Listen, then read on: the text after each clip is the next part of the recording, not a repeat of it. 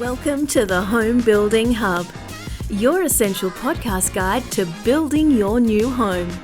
Hosted by industry experts Colin Bischoff and Darren Brennan, this conversational podcast will help better educate you about all things new home building so you can avoid costly mistakes and enjoy your building experience to the fullest, no matter which home builder you choose.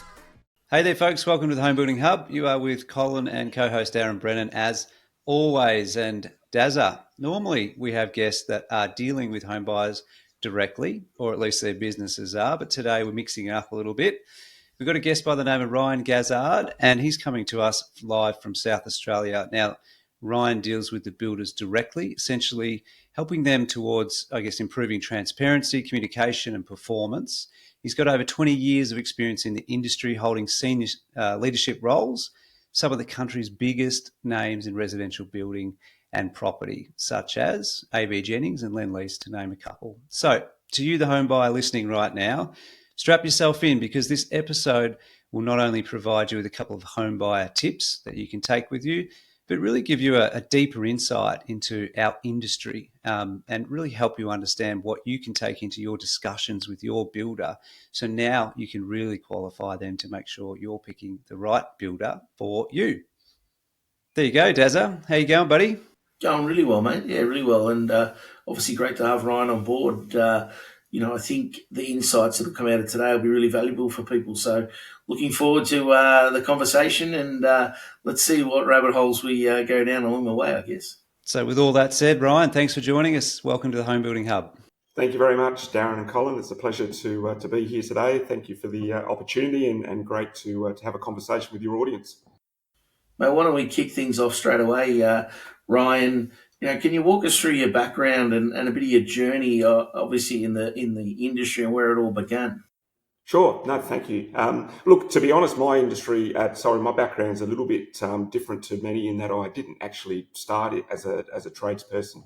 A lot of our industry and a lot of the builders around the country, that succession has come from being on the tools. Mine was actually more in the retail space, and so I, very early in my career, I've always enjoyed servicing customers, always enjoyed customers being at the forefront of everything I do.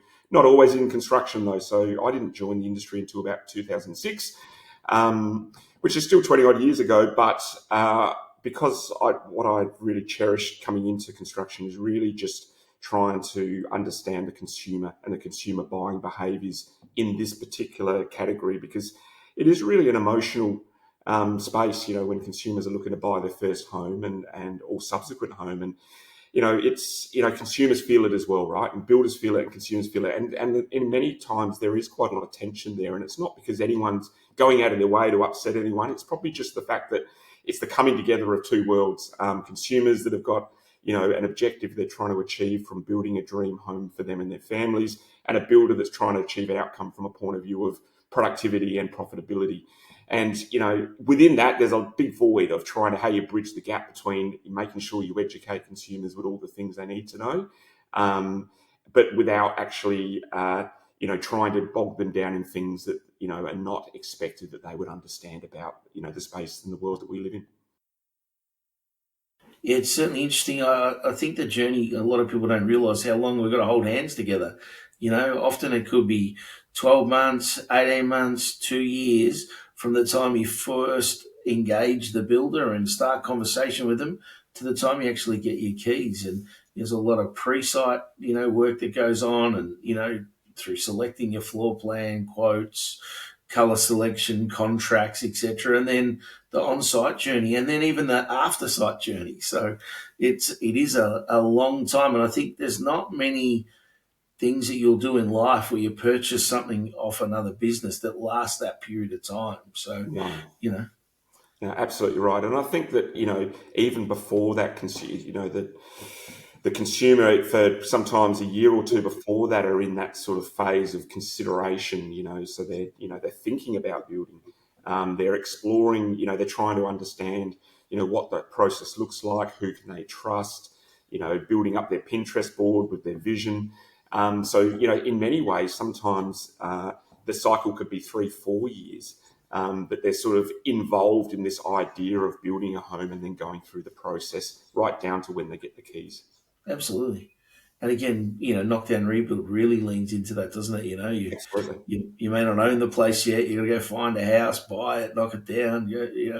On and on and on. And that being said, like you said at the start, I think that both parties go into that with a desire for a great outcome. The consumer's looking for their dream home, and the builder's wanting to deliver that for them in spades. And it's not always the smoothest path, though, I guess. So it's interesting. A lot of the time it goes seamlessly, but sometimes comes off the rails a bit. Just, and it's small things, I think. It's not that it's very rare something goes completely off the rails and the house can't be built and the end outcome's not actually really, really nice. It's more that there's little hiccups along the way, I guess. And I really liken it to a marriage. It really, I have this conversation with customers quite frequently. I mean, you have good and bad days when you're married. Not every day is a perfect day, and some days your partner and you have some tension within the household for whatever reason. It might just be a misagreement or a misalignment on something, and sometimes in the process of building, you are literally joint at the hip for a couple of years, and you need to realise that building a home is a handmade product with sometimes in the order of over 100 different stakeholders that are involved in that transaction, and there's no such thing as perfection. It is an agricultural and manufactured product, and so the happiest clients are those that acknowledge that the reality is that there'll be a couple of little hiccups along the way, but it's more so how the builder performs in those times when there are a couple of challenges. How it communicates, how it addresses those things, the level of transparency that it brings to those items, and that just keeps the trust value really high from the consumer. And I think at the point when you have strong trust and collaboration, you generally have sound outcomes. Yeah, excellent. So I guess in line with that, we'll be diving into the builder side a little bit shortly, but one of the questions we got here for you in line with preventing some of the challenges, some of the hiccups, because you obviously have so much experience working with builders, what are some of the things that you see that a home buyer could do? What are the top 3 things they could do to prevent some of those hiccups and challenges from coming along? Sure, that's a really good question. I think it's interesting because I find that I've been lucky enough to be involved in tens of thousands of builds over the years, and not involved in every transaction at with the end customer, but in many ways touched a lot of customers. And I think a lot of the challenges in those early stages is everyone just trying to trust each other, right? And what I mean by that is that consumers are on guard. They're dripping bits of information. Sometimes they're keeping lots of information close to their chest. And the builder is trying to extract as much information to be able to provide the best level of service to the consumer. And one of those is around budget. And there's always feels like this sort of standoff moment where the consumer doesn't want to give the builder their budget, and the builder really feels that it requires that because it's one of the most important ingredients certainly in that early stage when maybe a new home sales consultant is trying to really understand how to help service the consumer from what recommendations it might offer on the size of the home, the fit out of the home, to try and work within a budget that is affordable. And we see many examples where that goes wrong. And unfortunately, I've seen so many clients in boardrooms that I've been involved in where they're broken because they've gone to the process of maybe independently going to an architect. And it's not that architects are out their way doing the wrong thing, but in many ways, the architect's motivation can sometimes be a little bit different. They're not necessarily really so involved in what the build cost is. And so we build these and design these beautiful homes on paper. When it comes to the consumer actually looking at the build cost, there's a huge misalignment there. And a lot of these homes never get built because the consumer's budget was never understood at the front. And so they've been designed this beautiful home, but they never get built because the sensitivity around how much the consumer can afford or want to invest in that project. There's a big misalignment there. And that creates a huge issue in our industry. And so I really encourage customers to not be so scared about having an honest conversation about how much they'd like to invest in their project.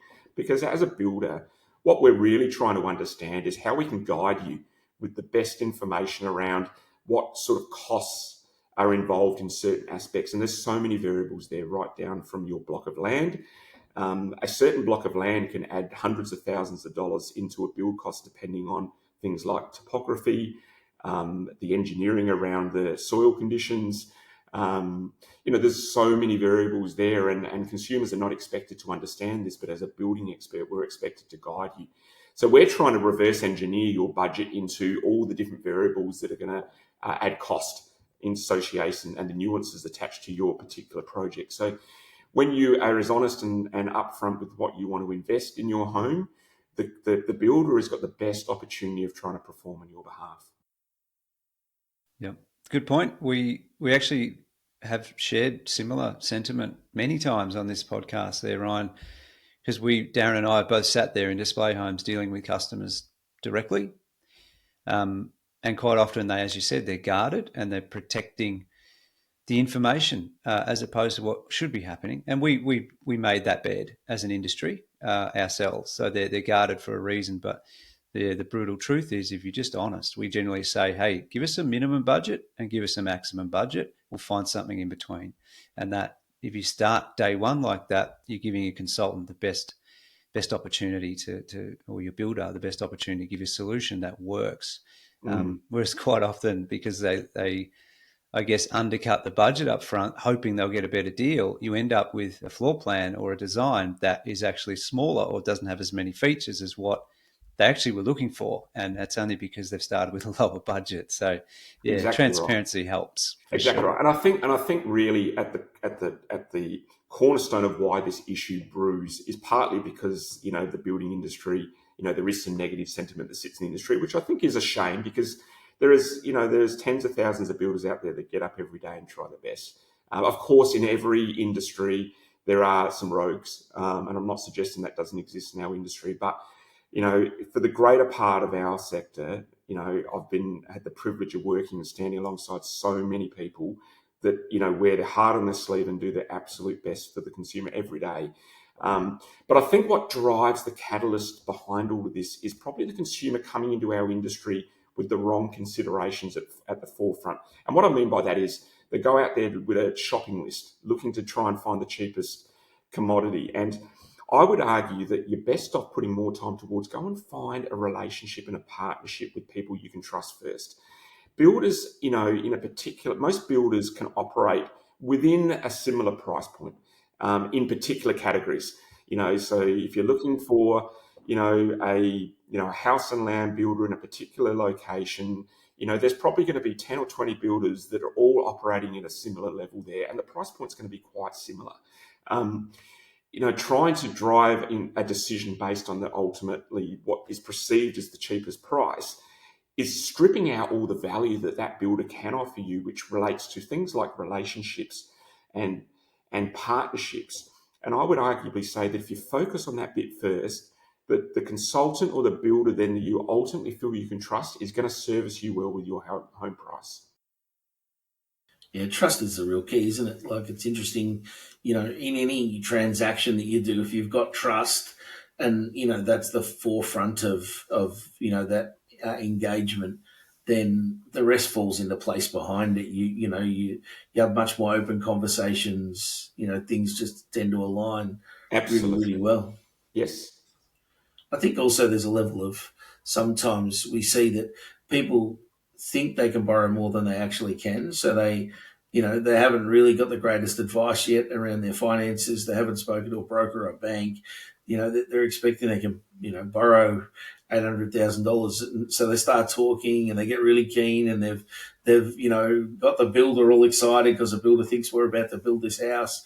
And then all of a sudden, they ghost them. They literally stop calling and stop answering calls, and for no real apparent reason. And then, they just literally disappear. And often I find as a manager, I'm ringing these people to find out, what's happened. You were, red hot to go, and then you've jammed the handbrake on it. And it's more a level of embarrassment of, I think, that they don't really want to reveal their hand. That actually I went to the bank and they said I could only borrow $600, and I'd dreamed of this double-story home, and now I can only afford this single-story home, and I was hoping to live in this suburb, and I've got to now look down the road. And I think there is. It was interesting. I was just at a realestate.com conference, and I liked one of their new words they've come up with, which is COMO instead of FOMO, which is compromise or miss out. We're probably in that bit of a space now where prices are, like we were talking before, how much prices, for example, of construction's risen in Adelaide over the last 5 years. And without compromise, it's not like your job's doubled your wages gone up double. So you've got to find some level of compromise and work with the builder around what you can do now, what you could do later, and find a solution that'll fit within your budget that, can really work for you. So, yeah, 100%, Darren. Yeah. And layering on top of that, as you said, relationship, getting a better understanding of what you do get, more importantly, or just as importantly, what you don't get. So walking through a display house with no guidance and no relationship or connection with a sales consultant who can point all those things out to you will not help you. You do need to connect. So that's some great points. What's the next question we got there, Dazza? Yeah, what do you see working really well in the industry today, and where do you see some exciting changes, I guess, happening? And what sort of timeframes are we talking about? Some of these, Ryan? I think, the industry for a long time hasn't really, changed a great deal other than probably what the consumer would see as trends in aesthetics, material types and that. But we are, like all sectors now, we're moving into this world of technology.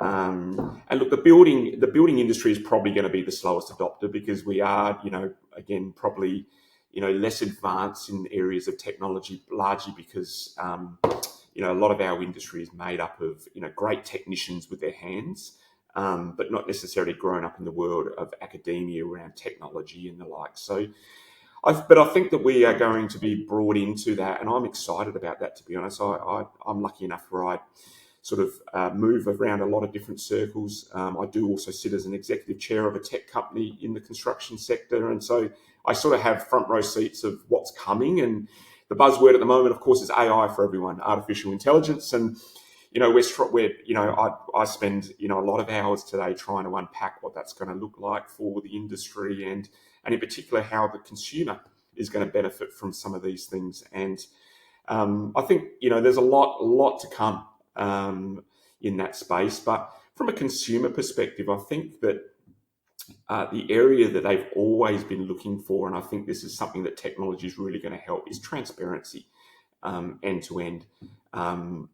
It's hard for the builder to execute this, especially in the smaller builders. Maybe in the larger builders that you might be familiar with, like a Metricom, they've got that scale and that capability in house. But our industry is made up of predominantly micro small builders. There is tens of thousands of builders that have 2, 3, 4 employees and are building 10 homes. And for a lot of them, they don't have that capability in-house to be able to provide that level of transparency through technology. So I think we're going to see a lot of changes where the cost and the ease for builders to incorporate this into their business is going to improve, and we're going to see consumers be able to be a beneficiary of that. I think also with that, the way consumers buy homes, I'm really passionate about this. I mean, traditionally, and I've been part of this where I've had, up to 50 display villages around the country that I've been managing. Traditionally, that's how consumers bought homes. They went out and they walked the streets through display villages, and probably to many extents got overwhelmed by options and choice. And that's what consumers did. But today, and then the progression of that was websites. So then they were able to sort of shortlist builders more so from the website, and then they would still go out and view homes that they'd chosen. I think the future is very much, around augmented reality and virtual reality. I think that we've seen examples of this in the apartment space where, apartments aren't built first for people to see. Generally, they're buying off the plan and they're given a real heightened experience where they still feel like they're getting that tactile experience where they can see, touch and feel, but it's done in a virtual environment. And we've seen examples of this. It's not breathtakingly new. I've been involved in some of this stuff, but the technology is really starting to ramp up in this space. And I think that the way consumers will be able to buy homes in the future will allow them to visualize that home so much easier. and be able to potentially purchase without having to feel the need to be able to engage through that existing display home strategy that many builders have had. Yeah, I think you're going to be able to sit on your couch and walk through the builder's very own display village online and you go, oh, that looks like a nice house. What other facades are there? And then actually I wouldn't mind walking inside it. Now it's got that nice looking front on it and wander on into the home and be able to actually check out what it looks like. And that'll all be off a floor plan. It won't be Matterport, which is obviously a fantastic tool that's in the market now. But it won't be Matterport. It'll actually be AI generated of that, but it'll look just like Matterport and you'll feel like you're in the home. And, I think it's going to be really interesting to sort of see that, Yeah, absolutely. And I think the other big one, Darren, is going to be just visualization of their home, through the process of pre-construction. So, there's examples of things like BIM technology that's been around for a long time. And in a 3D environment, but most of the residential builders haven't really, transitioned into that because it is a huge piece of change management. You see a lot more of it in the commercial space, but the value that can bring to the consumer is taking what is a 2D home, which is really hard for consumers to visualize things like spatiality, scale, and really understand what that home is going to look like in its finished form. We've got the technology already where through BIM modeling and using some rendering engines like Unreal Engine or Lumion or whatever, that we're able to, right at the very front of the design aspect, give consumers a really 3D environment that helps them really understand what the built form is going to look like at the end product, as opposed to having to wait for it to be built.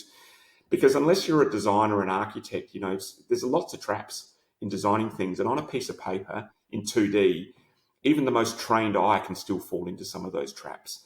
The more that you can help the consumer visualize what they're going to build, the quicker they can make decisions, which makes it easier for the builder and saves costs and time for the consumer. But it gives also the customer lots more confidence earlier to make decisions because they can actually see what the finished product's going to look like even before it comes out the ground. A little off script on that one, but in line with it. So for one, giving them something to visualize that gives them the comfort and the confidence of what it is they're going to get. I know in our industry, and Darren and I worked for a builder once that had an online, pick a plan, pick a facade, pick a pallet, pay a deposit process very early on, 10 to 12 years ago, roughly. Now, it was a bit early because people probably didn't get that visualization component you're talking about. But do you see, I guess, that if the visualization part and that box is ticked, do you then see people transacting online, being maybe investors to begin with, who are less emotive in terms of that stuff, but jumping on a website going, yep, that house, that lot, that looks pretty good, it's fixed price, I'm ready, give me my contract? Is that something we're ready for now? Yeah, I think so, because the world of e-commerce now is enormous. And, acknowledging that our commodity is a much larger investment and it takes more, trust to be able to, press the button to put it in the shopping cart. But the reality is that I think that the technology is there for consumers to be able to build that trust and to be able to make all those decisions on design, specification, and this is where technology is really going to come into play, because historically all of the different stakeholders like engineers, town planners, private certifiers, they've all sit in silos. I think technology now is going to afford all of them to come together into an ecosystem where all of this stuff can actually bring together all these building blocks into a really seamless and frictionless environment for the consumer. And this is a real passion point for me as well, because the day that happens, and the technology can allow that to happen now, the day that comes together, yes, I think a consumer can really confidently go into a virtual environment or an e-commerce environment, pick from a menu, and with confidence have an understanding of that cost is actually going to be realistic, and the outcome they get at the other end is going to be realistic. At the moment, whilst you've got all these different silos that sit between councils, engineers, the reality is there's too many areas for things to break and go wrong in pre-construction. But as that cohesiveness comes together, there's no reason, in my opinion, why that can't take all those friction points out and provide a consumer with a real enjoyable experience. And we're all very much accustomed now to that e-commerce environment. So it's not a learned behavior that we as an industry need to evolve. It's just we need to help understand how we can build the confidence and the trust in the consumer making that decision online. Yeah, upfront, that relationship component's still required, and but the transaction part probably, definitely could just be boxes ticked, and once they're confident and they know what they're getting and doing. But I guess just scaling back to right now here today, what are builders and clients just still getting wrong? Like, and how can these gaps be closed? Well, we talked about budget, and I think that's, we agree on that that's a really important milestone. But I think also, the hardest conversations to have with clients is, the ones that a lot of builders don't have. And it's not because they're trying to, trick customers. It's not because I think that they generally, we want to please customers. So what we do is we just say yes to everything, and we only talk about the things that we have to talk about. And in fact, we try to avoid the conversations that might create friction. And those are the harder conversations to have, but they're the most important ones to have. And what we're talking about is acknowledging all the components of building, the good and the bad ones, or the things that consumers need to be mindful of when building. So it's all well and good to be caught up on all the exciting stuff like, which tap would you like, or which colour stone top, but we need to have all the real conversations like, it will be okay from time to time if you drive past your site and there isn't anyone on site today. That's just part of the building process. There's lots of things that builders don't proactively talk about. But in my experience, the more that you share the real life journey of what it looks like when you partner with a builder and a consumer, the more likely that you take away the element of surprise. And it's generally the element of surprise that customers get upset about, because we've all heard it. It's like, why did you not tell me this would happen? Why is this happening? The reality is we know we get upset because it's like, well, this is building. This happens all the time. But we expect that the consumer understands our world. And so we take for granted that, we haven't had this or set these expectations. And then we get frustrated by the consumer when they're trying to hold us accountable to something that, we know is just real life for us. So I think consumers should be asking more questions, and the builder should be providing more answers willingly to help, break down all the barriers to the consumer and the builder coexisting for a couple of years in this wedlock. Not just talking about the shiny stuff, but talking about what the process of building a home really looks like. And it's an exciting journey. But if you're expecting the consumer, if you're not educating the consumer on the process end to end, they form their own view. And when they form their own view, that's a very variable task to manage because every customer might have a variable view on how long it will take to get from one end of pre-construction to the other. If you're not articulating that with confidence and with accuracy, then they will just dream up what they like, or someone's told them something. And so then straight away, you've got this friction point because they think that they're going to be on site in 3 weeks. And you're like, where did that come about? We've never mentioned 3 weeks. But if they would have, at the front of the process, talked about, look, it's from experience, it's going to take 3 to 6 months. The variable will be these items. You've already set the foundation for success because you've already spoken about the things that you've taken away the consumer forming views on things that they're not educated on, and you've shared with them real life experience on what you would expect. I think the builder tends to not have these conversations. They're scared the consumer will judge and maybe decide to go with a builder that isn't talking about these things because they might think that the builder then might be quicker, provide a cheaper price, and they get caught in this vortex where they think that, less is more, if you like, information. But the reality is, you want to overservice a customer, you need to be really transparent and honest about what real life looks like when you're building a home. And when you do that, consumers are then generally going to have a much better and realistic experience of what the process is going to look like end to end.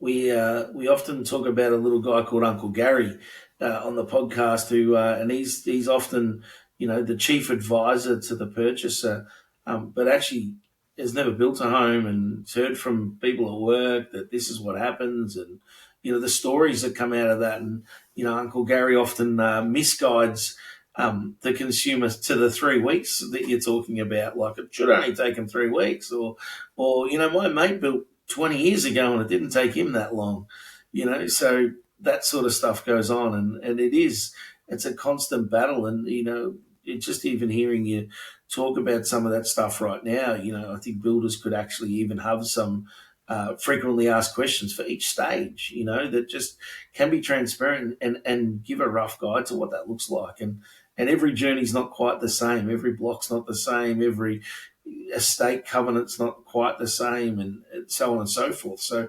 you end up with this complexity that can cause delays, and again, the house is built next door, so now all of a sudden we've got to comply with different regulations because there's now a house next door. Whereas if there wasn't, we just saved 6 or added 6 weeks to the journey because the neighbour already built. All those sort of bits and pieces that can come along the way. Or your block's got 2 meters of fall, and your friend who building on a flat as a pancake at 200 mil, and again, the complexities of that.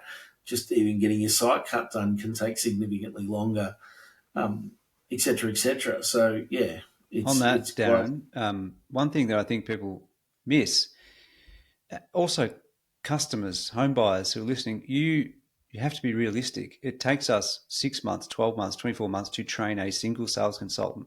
And at that point, after 2 years, they're probably still only 70% educated in all these bits and pieces. And a lot of them don't touch anything to do with construction, barely anything to do with operational components as well. So as a customer, you can't be so hard on yourself to remember everything. Quite often you are told things during the process, but then it's on the other side of it. There's too much information, too much education, and then you can't remember when, 3 months, 3 weeks down the track, that something happens and the client says, well, I didn't know that. And the consultant says, well, I did tell you that. And so I think in this day and age, at the very least, if you're a consultant or a builder right now, use audio or use video to pre-record this stuff. So at least the client can go back to those pieces of key information. I think that we use that a lot. That has helped many times, jumping on and recording what's called a Loom video or many other apps like that to your client directly. This is what the quote is. This is what it looks like. This is what's in it. This is what's not in it. Heads up, this could happen. If it does happen, then this happens. You don't even need to remember it. At least you can revert back to it in 3 weeks or 3 months down the track, and you've done the right thing. So I think that's where we go wrong, is we have a massive discussion for the educational reps, but it's all forgotten, a fair portion of it. So there's either no follow-up on it or no way of remembering if there is no follow-up in some form. Yeah. And also as a consumer, you just take a traditional experience walking up and down the display home strip and talking to 15 different consultants. And we've just talked about the variability on each consultant's skill set. And you're absolutely right. I mean, the skills take a long time to procure, not just the soft skills of servicing consumers, but the technical skills in construction. But once a consumer's spoken to 15 different consultants on that day, they're going to get different versions of information. And that is challenging. And that is, that's an issue for our industry, is that you've got 15 different consultants, giving different versions of normal. And that's not, again, a criticism of the building industry. It's just an acknowledgement that, training, we don't actually have, as you probably well know, we don't have a single sort of training accreditation or regulatory body around new home building consultants. And I think that is something that needs to be looked at. I think when you look at established real estate, there's, Cert 4 and diplomas you have to go through. I mean, what does it do? It just brings at least a curriculum that centralizes all the consistent things we should be talking about. Every builder will put its own IP on the top of that, but the reality is that every builder trains their consultants, if they train them at all, one way. I wouldn't say the industry is the best trainers of people against other industries. Where that's not traditionally hasn't been our skill set. But I think that I've had thousands of new home consultants work for me. I've trained thousands of them. Again, they're all great people. They're all trying their best, but every single one of them's got a different way of what they say and how they do it. And every builder that they stand in front of representing has a different way of doing it. And so a consumer is taking in all this variability, and that is taxing for the best consumer to walk through. And I think that that's just something that a consumer needs to be really wary of, I guess, is trying to look for trends or consistent language that's being used to then hopefully form a consistent view on what might be normal on a specific question. If only they could come to a podcast. Sorry, what was that? If only they could come to a podcast to learn some of that stuff, hey, Ryan? Well, absolutely. That'd be helpful. Absolutely. Yeah. Very good, Colin. Very good. Good plug for yourself. Bit of self-publicity. We're actually pretty bad at doing that. We don't really talk about it much, to be honest. So, and I do think, Ryan, also, you mentioned the truth earlier about telling the truth, and occasionally you'll also get a shark in the industry that just, Colin and I know a couple. We could probably throw a couple of names at them right now that would just blatantly lie. And then the consumer's whole journey beyond that, like they've been promised the world and given an atlas, and it just falls apart at that point, and they're felt so misled, and yet they've signed a contract, they're on site now. I thought I was getting all this stuff, and I never read it because the guy was so convincing. So there is a level of you've got to take some responsibility as a consumer yourself to read the stuff that you've been given and understand that information as much as you want to put full trust in, the person who's selling it to you. So, and that's, don't like saying that as an industry that happens, but it does at times, and you just got to be realistic about what that's like. So, make sure you do, as a consumer, read through all the inclusions, look at your plans, do your best to understand those. If you're unsure, go back to the builder and ask more questions. Exactly. And put it back on them to give you the answers, and they will for the most part. The builder wants to make sure that you are educated and across it so that it doesn't create further headaches down the path. Absolutely, I agree. Just, obviously you're involved in a few different ventures that support the building industry. Maybe you can give us a bit of insight into those and, how are they working, together to improve the builder-client experience, I guess. Sure. Yeah. No, thank you. Look, yeah, I'm lucky enough today. I mean, I've spent, probably 15 years sort of leading construction businesses and I've thoroughly enjoyed, that experience. But today I spend more of my time helping other builders trying to be the best version of themselves. So I do a lot of advisory and consulting work in the sector. I mean, my passion really is about seeing the industry constantly keep improving. And as I started by saying, there's a lot of great operators or great people out there in the industry, but everyone is always trying to reinvent themselves in the industry, and a lot of that is to try and put more smiles on customers' faces. And I think I get excited by aligning myself with people that are trying to do better and trying to, help this industry continually to strive for higher performance. And in the centre of all of that has to be the customer. At the end of the day, we all have the privilege of going to work every day in this industry for one reason, to serve the customer. Without the customer, we don't have anything to do. And so, I'm mindful of that every day. So I spend a good portion of my time in that space, advisory, consulting, board work. But I have a real sort of passion around trying to put energy towards things that are good for the whole industry now, as opposed to just servicing possibly the P&L, the profit and loss sheet of the individual builder that I was representing. And so I'm working with a number of different groups of people, or traveling in different groups of people today. And our focus is really around bringing capabilities into our industry that can help the whole industry. Because it's well documented for all of your listeners that our industry is going through some challenges at the moment. We've seen lots of examples and rhetoric, even at the federal election, around housing and the housing crisis, and it's a real thing. And it's made building homes for Australians that much more challenging. The biggest contributor is probably the or the shortage of labour. But also our industry probably hasn't evolved at the same rate as other sectors, and so our productivity has diminished over the years, and so there's some real challenges. But instead of looking at them as challenges, I'm a very optimistic person. I'm very focused on, well, what's the opportunity out of all of this?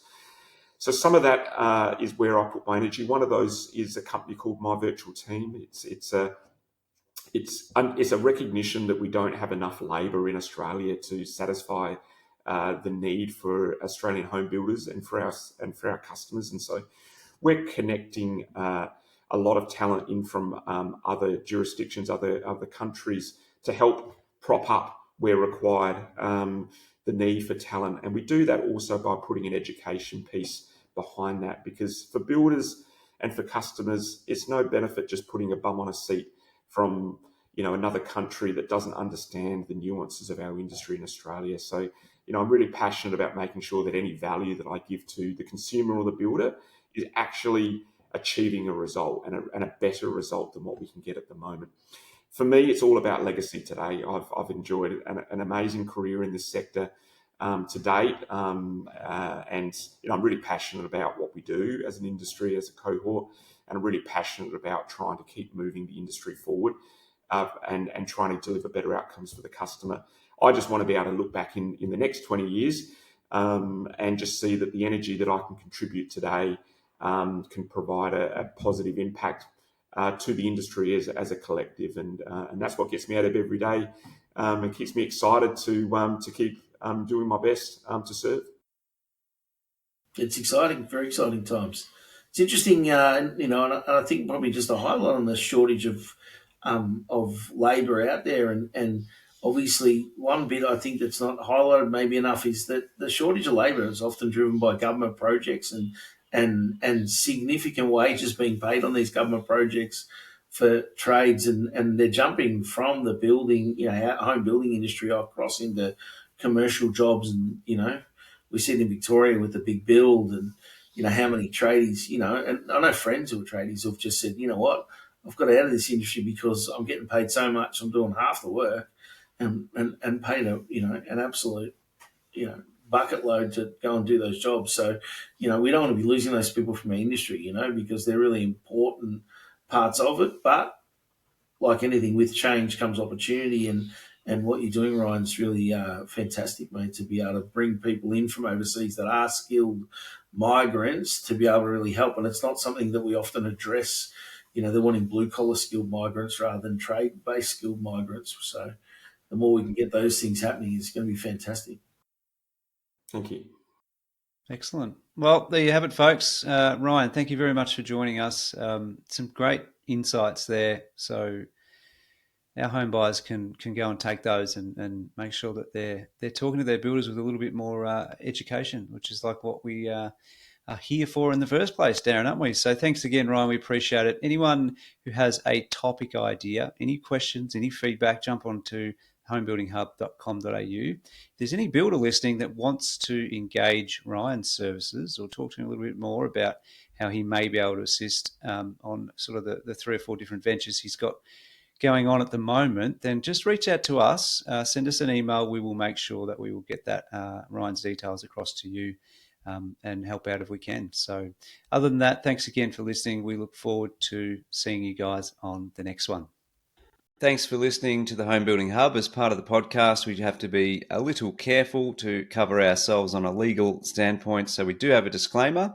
Whilst we're all about providing value to you, this podcast should not be considered legal or financial advice. It does contain general information only, and you should seek out independent professional advice on your own personal situation before you make any legal or financial decisions.